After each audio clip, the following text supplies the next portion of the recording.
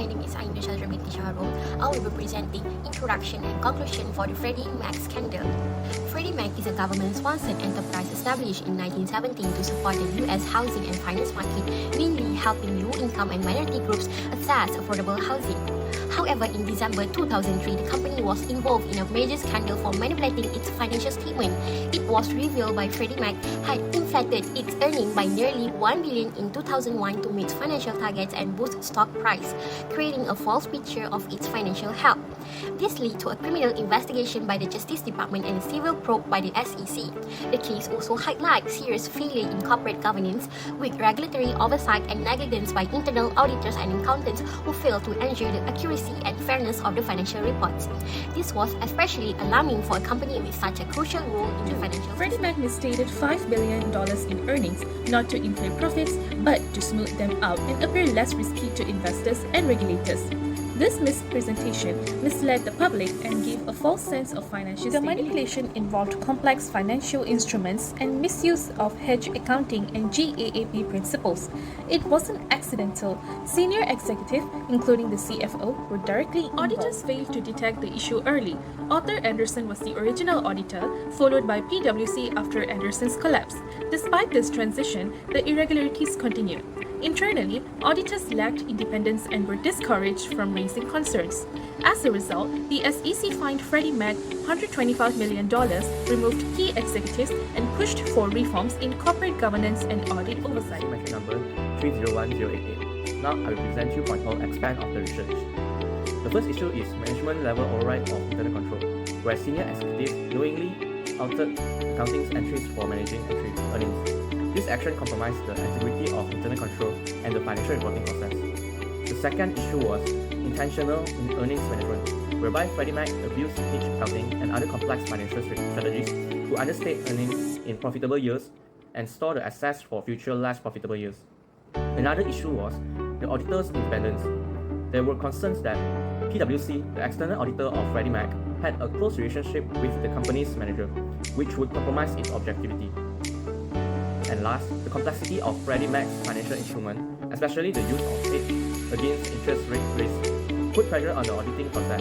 Auditing this instrument is difficult unless the auditor possesses advanced expertise. If auditors did not possess the necessary appetite, they would probably trust on management valuations and accounting treatment without adequate tests, again reducing the quality of audit. In short, the Freddie Mac scandal illustrates how failure in many aspects, from internal control assessment, auditor independence, and technical competence, can reduce audit quality and increase auditor liabilities. Not only these failures make investor confidence gone, but also prompt broader regulatory and industry change to improve audit standard and accountability. I will be presenting the analysis of key factors that contributed to the audit failure in the Freddie Mac scandal of 2003. Let me walk you through the 5 main factors that contributed to this failure. Our first failure point was with auditor independence. Arthur Andersen and later PwC were too close to Freddie Mac's management. They relied heavily on management's reports and failed to challenge suspicious accounting treatments. This compromised their objectivity, a core principles of audit quality. Next factor is misapplication of complex accounting standards. Next, Freddie Mac misused complex financial rules, especially those related to hedge accounting and derivatives. They manipulated this to reduce earnings volatility. Unfortunately, the auditors either didn't notice or lacked expertise to properly review these transactions. This is a major audit failure, as a technical competence is crucial when reviewing high-risk financial instruments.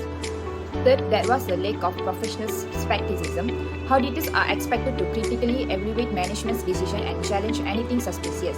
In this case, both internal and external auditors failed to ask the thought questions early enough. The manipulations was only exposed after serious damage was already done. The fourth issue was with the internal audit supervision. Internal audits at Freddie Mac were reportedly discouraged from escalating concerns. Their findings were delayed or diluted before reaching the board or audit committee. This severely weakened and one of the company's most important lines of defense. And lastly, there were serious failures in corporate governance. The board and audit committee did not perform their oversight responsibility effectively. Even government regulators like the SEC only stepped in after the scandal went public. This delay allowed misconduct to continue unchecked. In conclusion, the Freddie Mac scandal teaches us that the audit failure is not caused by one mistake. It's not the accumulations of ethical lapses, weak oversight, and poor communication. And when those systems break down, the consequence can be severe not just for the company, but for the entire financial system. Now, let's move on to the recommendations, which are crucial for strengthening the financial and ethical foundation of an organization. First, we suggest implementing stronger internal controls. This includes developing and strictly following standard operating procedures, or SOPs, and ensuring a proper separation of duties. For example, the person approving payments should not be the same person verifying or processing them. Next, regular audits and monitoring are essential. Organizations should conduct both scheduled and surprise internal audits. These checks help detect any irregularities or fraudulent activities early before they escalate. Thirdly, training plays a key role. Employees should be trained on financial ethics, fraud, awareness, and the importance of accountability. Building a transparent and responsible culture can significantly reduce the risk of misconduct. In addition, utilizing modern accounting technology can streamline financial processes and improve accuracy. Features like audit trails in accounting software can track every change made in financial records, making fraud more difficult to commit. Finally, a whistleblower mechanism must be established.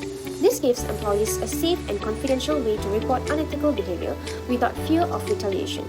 Protecting whistleblowers is important for maintaining trust and integrity within the organization. In summary, the issues at Freddie Mac highlight a major weakness in audit quality, regulation, and corporate governance. Outdated tools, poor training, and lack of oversight allow fraud and earning manipulations to go unnoticed, damaging the company reputation and trust in the mortgage market. Internally, the focus on short-term profit lead to a weak control and unethical practice. To prevent future risks, it's important to strengthen the audit tools, improve ethical training, establish a more independent regulator, enhance communication among key parties, and use advanced analytics.